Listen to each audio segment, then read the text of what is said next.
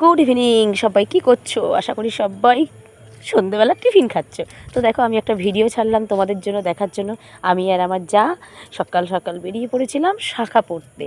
তো হুট করে এটা একটা ফিক্সড হলো যে শাঁখা পড়তে যাবো, চলো তাহলে। আমাদের এখানে কালীবাড়ি আছে, তো সেখানে মার্কেটে গেছিলাম। তো যাচ্ছি এই যে ভিতর থেকে, তারপরে শাঁখার দোকানে চলে আসলাম। তো ও নেবে একটু পাতলা করে শাঁখা, ওর হাতে ও সরু শাঁখাটাই পছন্দ করে। তো পছন্দ করে উঠতে পারছে না, হাজারখানেক শাঁখা দেখিয়ে যাচ্ছে ছেলেটা, মানে দোকানদারটা, ওর আর পছন্দ হচ্ছে না। এটাতে খুঁত, ওটাতে খুঁত, ওটা এই আছে, ওটাই এই আছে, ও একটার পর একটা বের করতেই আছে। তো দেখো, এখানে অনেক রকমের জিনিস আছে। আমিও ভাবলাম একটু ভিডিওটা সম্পূর্ণভাবেই করি। তারপরেই দেখো, আবারও একটা বান্ডেলের শাঁখা নিয়ে এসছে, সেটাও দেখছে। ওর চয়েস আর হচ্ছে না।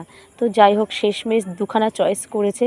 এবার দুটোর মধ্যে কোনটা নেবে সেটা আর ডিসাইড করে উঠতে পারছে না। তারপরেই দেখো, যা হোক এই শাঁখাটা পছন্দ করেছে ও। তারপরও মানে ওর মন খুঁতখুত খুঁতখুত করছে, কী করবে কী করবে, এটাও সাইডে রাখলো। তারপর বললো, তুমি দেখে নাও শাঁখা। তো আমি চুজ করছিলাম, আমার এই মোটা শাঁখাটা খুব ভালো লেগেছে, আমি একটু মোটা শাঁখাই পরি। তো তারপরে ভাবলাম একটু পাতলা শাঁখাই পরে দেখি এবারে।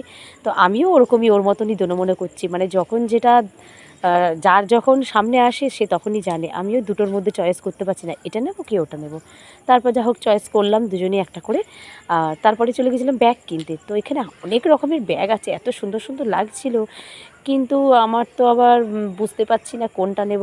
জানোই তো, মেয়েদের চয়েস মানে কি, মানে হাজারটা দেখালেও এটা ছেড়ে ওটা, ওটা ছেড়ে এটা, সবই পছন্দ হয়। তারপরে যা হোক বেরিয়ে আসলাম, ঠিকঠাক পছন্দ অত হয়নি বলে। ও বললো একটুখানি শরবত খাবো, তো আমি খাও। কেমন লাগলো ভিডিওটা অবশ্যই কমেন্টে জানিও। টাটা।